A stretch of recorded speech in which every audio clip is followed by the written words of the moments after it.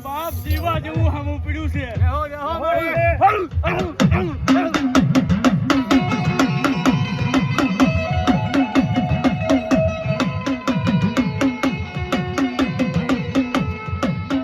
પછી મારી બોલી જા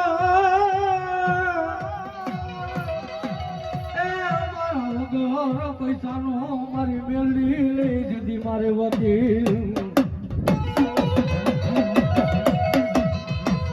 આજ બોલી જા મારા પાવન કોનાનો મારી મેલડી લઈ દીધી હુકમનો એકો